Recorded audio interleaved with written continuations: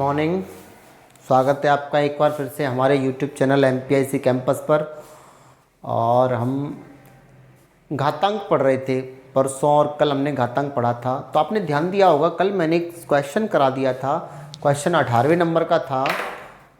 18वें number का जो question था उसको थोड़ा सा एक संख्या छूट गई थी उसमें, है ना। कुछ लोगों ने बताया कि आपने एक संख्या नहीं लिखी है। क्वेश्चन ये था 32/243 की पावर माइनस का 4/5, ये सवाल था, है ना। तो इसमें देखो क्या छूट गया था मुझसे। जब मैं सॉल्व कर रहा था तो मैंने कहा था कि माइनस की पावर है तो प्लस में करने के लिए 243 को ऊपर और 32 को नीचे लिख दो, ठीक है, जिससे क्या होगा पावर प्लस में हो जाएगी। अब मैंने कहा था इसको लिख सकते हैं 3/2 की पावर 5, 3 की पावर 5 243 और 2 की पावर 5 32, और पहले से जो पावर है वो मल्टीप्लाई में जाएगी। यहाँ के बाद मैंने क्या किया, 3 की पावर 4 तो ले लिया लेकिन 2 की पावर 4 नहीं ले पाया मैं। तो मैं क्या करूँगा, 3/2 की पावर 4 है ये, है ना। यहाँ से मैंने क्या लिख दिया, तो 3 की पावर 4 लिख दिया, 2 पर ध्यान नहीं दिया। तो 3/2 की पावर 4 है, मतलब 3/2, 3/2, 3/2 और 3/2 ये आएगा। इसका मतलब आंसर आएगा 3 3 9 9 3 27 27 3 81। कल 81 तो आ गया था बटे में 2 दूनी 4 दूनी 8 दूनी 16 नहीं लिख पाया था। तो जो लोग, है ना, वो नहीं देख समझ में आ रहा था वो अब देख लो, इस तरह इसका आंसर आएगा, है ना। कल क्वेश्चन में 2 2 2 2 नहीं लिख पाया था मैं, अपन में मतलब 16 नहीं लिख पाया था। तो लोगों ने नहीं सही उतारा या गलत उतार लिया हो तो उसे सही कर लेना, ठीक है।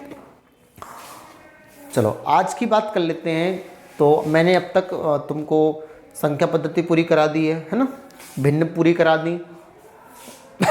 इसके अलावा मैंने घातांक करा दिया, वर्गमूल घनमूल करा दिया।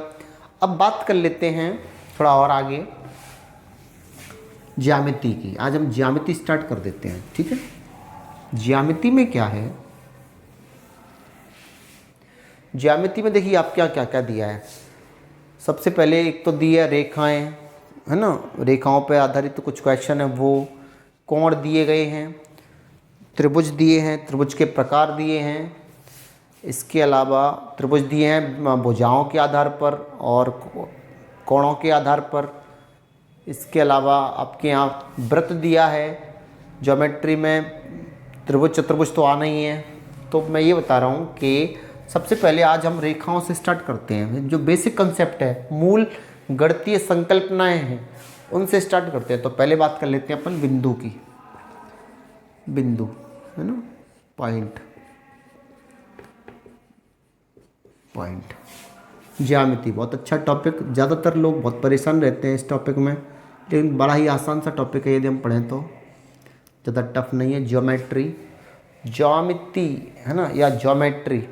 बात करें ज्यामिति की तो ये दो शब्दों से मिलके बना है, ज्या प्लस मिति, मतलब जियो प्लस मैट्रॉन। जियो का मतलब होता है पृथ्वी, ज्या मतलब होता है भूमि या पृथ्वी, और मिति का मतलब होता है मापन। तो भूमि का जो मापन है वही ज्यामिति है, भूमि का जो मापन है वही क्या है, ज्यामिति है ना। और इससे आगे थोड़ा सा यदि हम देखें ज्यामिति में, सबसे पहले हमको देखना है कि ज्यामिति के जनक कौन थे। यदि ये कभी पूछा जाए, पूछा भी गया शायद वर्ग 2 में, कि ज्यामिति के जनक कौन हैं, तो ज्यामिति के जनक हैं यूक्लिड, यूक्लिड, है ना। एक तो ज्यामिति में ये पूछा जाता है कि ज्या का मतलब क्या होता है, तो भूमि, और ज्यामिति के जो जनक हैं, फादर ऑफ ज्योमेट्री हैं, वो है यूक्लिड। यूक्लिड एक यूनानी गणितज्ञ थे, बहुत अच्छा काम किया है मैथ के स्तर पर उन्होंने। तो बात कुछ परिभाषाओं की कर रहे थे, है ना। ये तो बेसिक सी चीज़ें थी, हालांकि ये पता होना चाहिए, आती भी है पेपर में, तो आया तो पेडागोजी भी आएगी। बिंदु की बात कर लेते हैं। बिंदु क्या होता है, पेंसिल की बारीक नोक द्वारा, पेंसिल की बारीक नोक द्वारा कागज पर बनाया गया अति सूक्ष्म चिन्ह बिंदु कहलाता है। जैसे मान लो ये एक चिन्ह बना दिया मैंने, तो ये चिन्ह क्या कहलाएगा, बिंदु। ये क्या कहलाएगा, बिंदु। ये क्या कहलाएगा, बिंदु। या दो रेखाएं, दो किरणें, दो रेखाखंड जहाँ भी एक दूसरे को काटेंगे, समझ लो वहीं एक बिंदु का निर्माण हो जाएगा, या मिलेंगे तो एक बिंदु बन जाएगा। तो यहाँ सब जगह बिंदु बनते हैं। ठीक है, बिंदु को हमेशा हम कैपिटल लेटर से प्रेजेंट करते हैं, कैपिटल लेटर से रिप्रेजेंट करते हैं, जैसे capital A, capital B, capital C, कभी स्मॉल से रिप्रेजेंट नहीं करते। तो बिंदु क्या होता है? पेंसिल की बारीक नोक द्वारा कागज पर बनाया गया अति सूक्ष्म चिन्ह बिंदु कहलाता है। ठीक है, बिंदु में ना लंबाई होती है, ना चौड़ाई होती है, ना ऊंचाई होती है। अगला जो मान है वो है रेखा का। रेखा मतलब लाइन। रेखा क्या होती है? रेखा एक अनंत बिंदुओं का समुच्चय होती है, अनंत बिंदुओं का समुच्चय जो दोनों ओर अनंत की ओर अग्रसर रहती है। जैसे ये एक रेखा है, ठीक है, रेखा में दोनों ओर तीर के चिन्ह लगे होते हैं। यदि हमें रिप्रेजेंट करना है तो बिंदु बना के तो ऐसे करते हैं, रेखा ए बी, यानी कैपिटल लेटर में, है ना। यदि हमें एक नाम से करना है तो हम हमेशा स्मॉल से करते हैं, जैसे रेखा एल, रेखा एम, रेखा एन। मतलब एक नाम से करना है तो स्मॉल, और दो नामों से करना है तो फिर कैपिटल बनाते हैं रेखा को। रेखा की पहचान ये है कि रेखा में दोनों ओर तीर के चिन्ह रहते हैं। रेखा में लंबाई होती है अनंत तक, चौड़ाई और ऊंचाई नहीं होती। रेखा की लंबाई अनंत तक होती है। रेखा के बाद बात कर लेते हैं रेखा खंड की, मतलब लाइन सेगमेंट।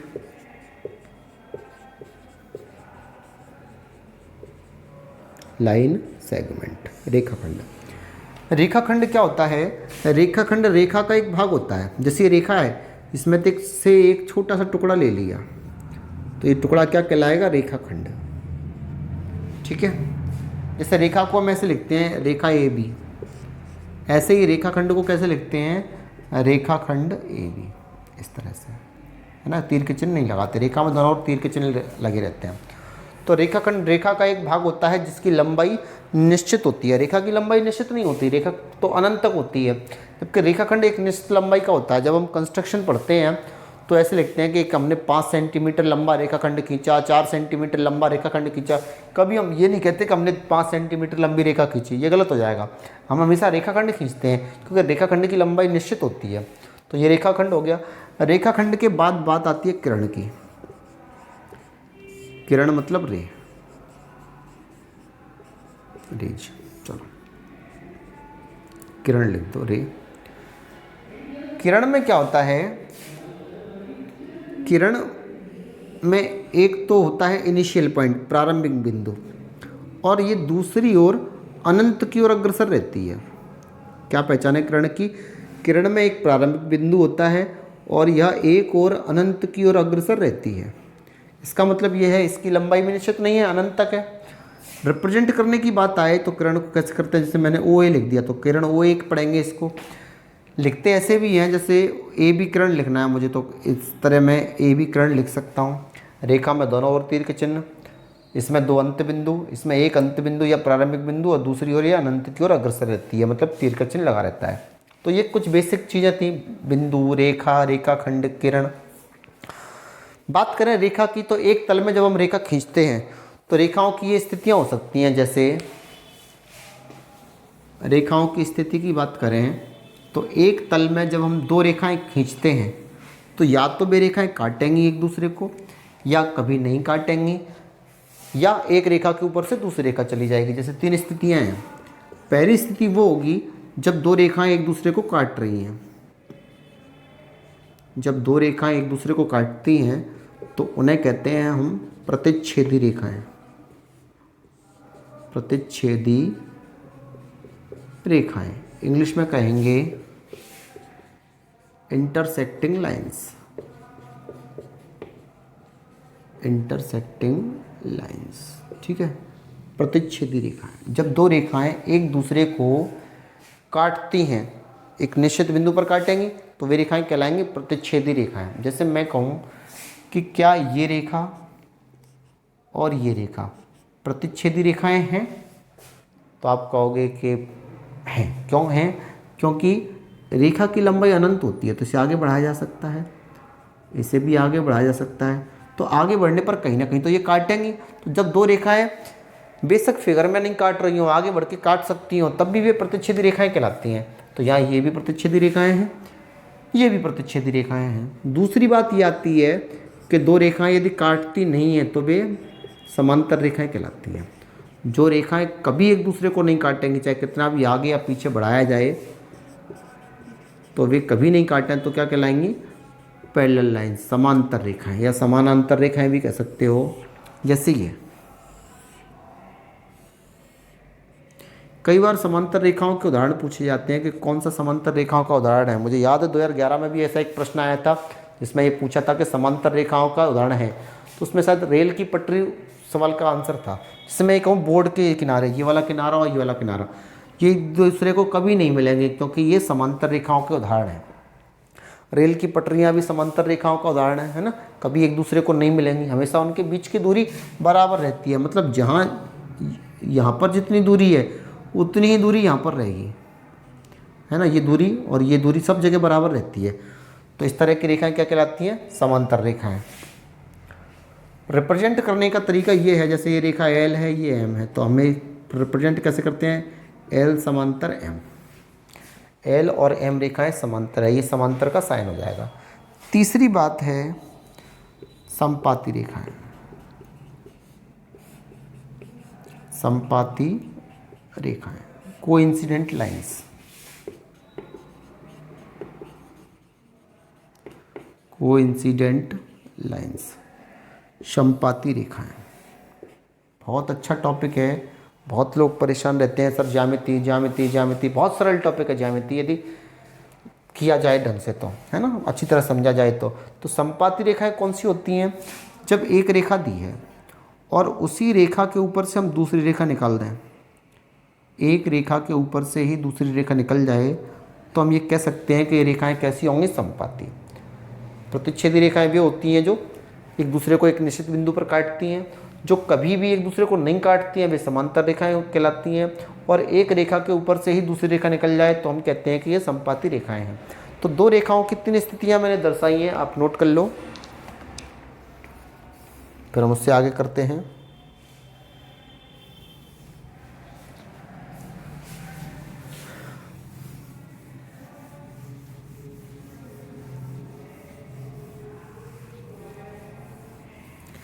अब बात कर लेते हैं समपाती रेखाओं की।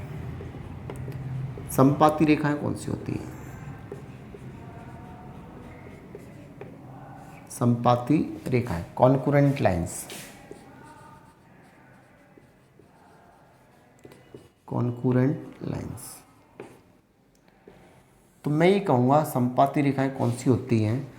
जब एक ही बिंदु से तीन या तीन से अधिक रेखाएं निकलती हैं, जब एक ही बिंदु से या तो तीन रेखाएं निकलें या तीन से अधिक रेखाएं, तीन से अधिक हो सकती हैं, बस तीन से कम नहीं हो सकती है ना। जब एक ही बिंदु से तीन या तीन से अधिक रेखाएं गुजरें तो हम ये कहते हैं कि ये जो रेखाएं हैं वे क्या कहलाएंगी? समपाती रेखाएं। और ये जो बिंदु है, ये जो बिंदु है वो संगमन बिंदु कहलाता है। यहाँ सब मिल रहे हैं संगमन बिंदु, और रेखाएं कौन सी होंगी? सॉरी गलत हो गया, संपाती नहीं है, संपाती तो भी बता चुका था, ये कॉन्करेंट लाइंस है। मतलब हिंदी में कहेंगे, क्योंकि संपाती रेखा भी मैंने बता दी थी, संपाती तो वो होती हैं जब एक रेखा के ऊपर से दूसरी रेखा निकलती है। संपाती ना कह के संगामी रेखाएं हैं, संपाती नहीं, संगामी, कॉन्करेंट लाइन संगामी है, न कि संपाती। संपाती तो वे होती थी जब एक रेखा के ऊपर से दूसरी रेखा निकलती थी। संगामी में हम क्या करते हैं? जब एक ही बिंदु से तीन या तीन से अधिक रेखाएं निकलती हैं तो हम ये कहते हैं कि वे संगामी रेखाएं हैं, और ये जो बिंदु है वो संगमन बिंदु है। ये क्या है? ये पॉइंट ऑफ कॉन्करेंट, संगमन बिंदु। ठीक है, क्या है ये? संगमन बिंदु।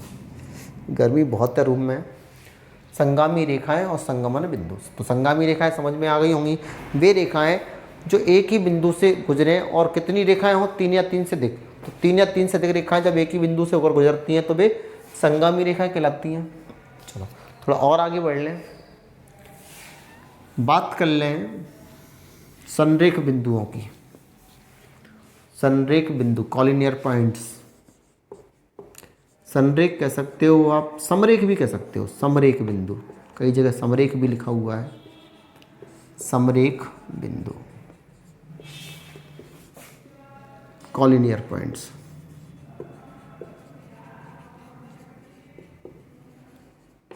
ठीक है, समरेख बिंदु या संरेख बिंदु। ये क्या होता है, जैसे ये रेखा है, तो एक ही रेखा पर जब 3 या 3 से अधिक बिंदु आते हैं, जब एक ही रेखा पर 3 या 3 से अधिक बिंदु आते हैं, तो ये रेखाएं पर ये बिंदु समरेख बिंदु कहलाते हैं।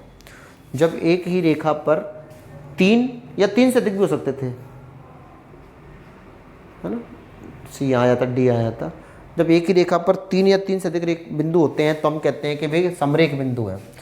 तो समरेख बिंदु कौन से हो जाएंगे, जब एक ही रेखा पर 3 या 3 से अधिक बिंदु आएंगे। मैं यदि सी को यहाँ कर दूँ तो ये डी यहाँ हो जाएगा, है ना। तो इस बिंदु कैसे हैं, समरेख बिंदु। क्यों, क्योंकि एक ही रेखा पर 3 या 3 से अधिक बिंदु आ रहे हैं। थोड़ा और आगे बात करें तो ये रेखाओं की बात हो गई। रेखाओं के बाद बात कर लेते हैं कोण की। कोण मतलब एंगल। तो एंगल की परिभाषा ये है, दो किरणें जिनका प्रारंभिक बिंदु एक ही होता है। जैसे किरणें हैं, मान लो यहाँ से प्रारंभ हो रही है एक किरण ये, और एक किरण ये, तो दो किरणें जिनका प्रारंभिक बिंदु एक ही हो मिलकर एक कोण बनाते हैं। तो ये कोण बन चुका है। कोण का मान कुछ भी हो सकता है।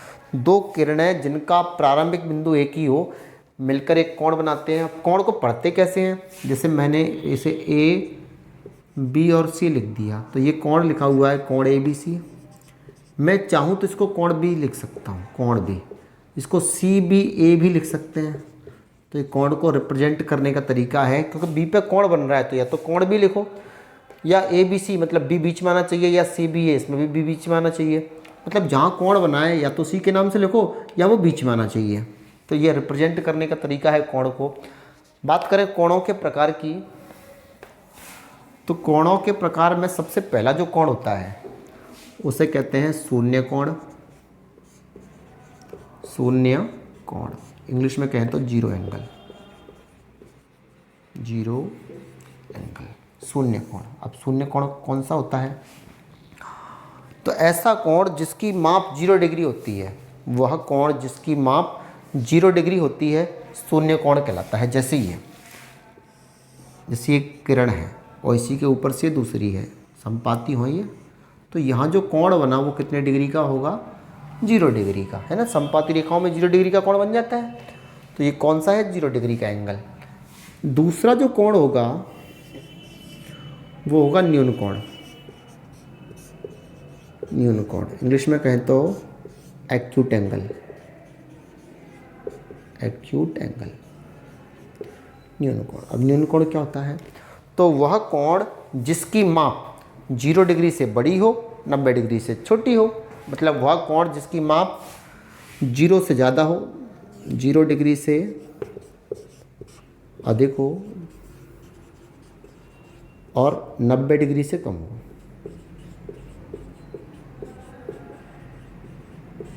माप कैसी होनी चाहिए, 0 डिग्री से अधिक और 90 डिग्री से कम। तो हम ये कहते हैं कि वो कौन सा कोण होगा, न्यून कोण। जैसे ये एक न्यून कोण है, मान लो इसकी माप लिख दी मैंने 60 डिग्री, ठीक है। तो 0 से बड़ा है, 90 से छोटा है, तो मैं ये कहूँगा ये कौन सा होगा, न्यून कोण होगा।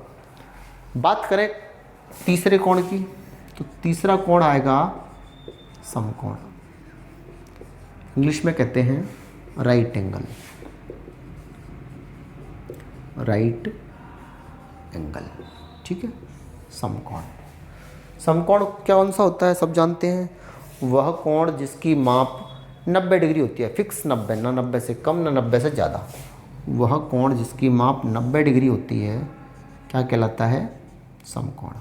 जैसे ये फिक्स 90 डिग्री माप होती है। जैसे ये बोर्ड है, बोर्ड में ये जहाँ से ये मुड़े होते हैं, है ना, वो वहाँ 90 डिग्री का कोण बनता है हमेशा। तो ये जो कोण है वो कितने डिग्री का है, 90 डिग्री का। तो ये क्या कहलाएगा, समकोण। चौथा है अधिक कोण। अधिक कोण कौन सा होगा, ऑब्ट्यूज एंगल। ऑब्ट्यूज एंगल, अधिक कोण। अधिक कोण की बात कर लेते हैं। अधिक कोण कौन सा होता है? वह कोण जिसकी माप 90 डिग्री से तो अधिक हो, माप 90 डिग्री से अधिक होना चाहिए, लेकिन 180 डिग्री से कम होना चाहिए। 180 डिग्री से कम होना चाहिए। तो यदि किसी कोण की माप 90 डिग्री से अधिक हो, 180 डिग्री से कम हो, तो हम ये कहते हैं कि वो अधिक कोण होगा। जैसे ये मैं एक फिगर बना दूं,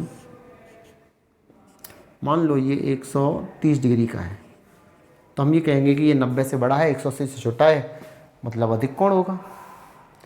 थोड़ा और आगे बढ़ें, इसके बाद आएगा नंबर 5। नंबर 5 होगा सरल कोण। सरल कोण या हम ऋजु कोण भी कह सकते हैं, ऋजु कोण। इंग्लिश में कहते हैं स्ट्रेट एंगल। स्ट्रेट एंगल है ना, ऋजु कोण। स्ट्रेट एंगल कौन सा होता है? तो वह कोण जिसकी माप 180 डिग्री होती है ना, तो 180 से कम होगी ना 180 से अधिक होगी। वह कोण जिसकी माप 180 डिग्री होती है, इस तरह से। जैसे मान लो ये दो किरणें हैं, एक इधर जा रही है, एक इधर जा रही है, तो एक दूसरे के सीध में है, तो यहाँ जो कोण बनेगा वो कितने का होगा? 180 डिग्री का। ठीक है, तो जब दो किरणें एक दूसरे के विपरीत दिशा में जाती हैं तभी मिलकर एक सरल कोण या ऋजु कोण बनाती हैं और उनकी माप होगी 180 डिग्री। तो जब किसी कोण की माप 180 डिग्री होती है तो हम ये कहते हैं कि वो ऋजु कोण या सरल कोण होगा। आपने देखा होगा हिंदी में ये पढ़ाया जाता है कि ऋजु का उल्टा क्या होगा? ऋजु। तो ऋजु का उल्टा क्या होगा? वक्र। वक्र, ऋजु मतलब सीधा सरल, वक्र मतलब टेढ़ा मेढ़ा। तो ऋजु मतलब उल्टा होगा वक्र, अपोजिट इसका। तो ऋजु कोण मतलब 180 डिग्री का एंगल। बात करें कोण नंबर 6 की, ये होता है पुनर्युक्त कोण। पुनर्युक्त कोण या प्रतिवर्ती कोण भी कह सकते हो, प्रतिवर्ती कोण, बृहत कोण भी कह सकते हो। इंग्लिश में याद रखो हमेशा रिफ्लेक्स एंगल, रिफ्लेक्स एंगल। ठीक है, पुनर्युक्त कोण कौन सा होता है? पुनर्युक्त कोण तो वह कोण जिसकी माप 180 डिग्री से अधिक हो और 360 डिग्री से कम हो। माप 180 डिग्री से अधिक, 180 डिग्री से अधिक, 360 डिग्री से कम। वह कोण जिसकी माप 180 डिग्री से अधिक हो और 360 डिग्री से कम हो, तो हम ये कहते हैं कि वो पुनर्युक्त या प्रतिवर्ती या बृहत कोण होगा। ठीक है, बात करें, मैं फिगर बना दूं इसका। जैसे मान लो एक कोण है, तो यहाँ तुम बनाओगे तो आएगा 90 से थोड़ा सा बड़ा, लेकिन इधर यदि कोण बना दो, मान लो कोण बना दिया 265 डिग्री का, तो ये जो कोण कहलाएगा, क्योंकि ये कोण 180 से बड़ा है और 360 से छोटा है, तो मैं ये कहूँगा ये कोण कौन सा है? पुनर्युक्त कोण। बात करें अगले कोण की, कोण नंबर 7। सातवां जो कोण बनेगा वो होगा हमारा संपूर्ण कोण। संपूर्ण कोण, कंप्लीट एंगल।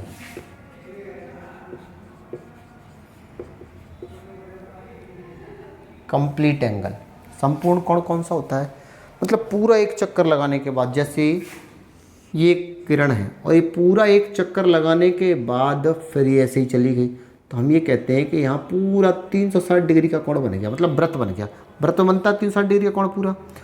तो मैं ये कहूँगा ये कौन सा कोण होगा? संपूर्ण कोण। तो वह कोण जिसकी माप 360 डिग्री होती है संपूर्ण कोण कहलाता है। ठीक है, तो ये कुछ कोणों के प्रकार थे। 0 डिग्री का कोण था, उसे हम शून्य कोण कह रहे थे। 0 से बड़ा हो, 90 से छोटा हो, तो मैंने कहा कि वो न्यून कोण है। 90 डिग्री का है तो हम कहेंगे समकोण है। 90 से बड़ा है, 180 से छोटा है, तो हम कहेंगे कि अधिक कोण है। 180 डिग्री का ही है तो हम कहेंगे कि सरल कोण या ऋजु कोण है। उसके बाद 180 से बड़ा हो गया, 360 से छोटा हो गया, तो हम ये कहेंगे कि वो पुनर्युक्त या प्रत्यावर्ती कोण है, और 360 डिग्री का है तो हम क्या कहेंगे कि वो कंप्लीट एंगल यानी संपूर्ण कोण है।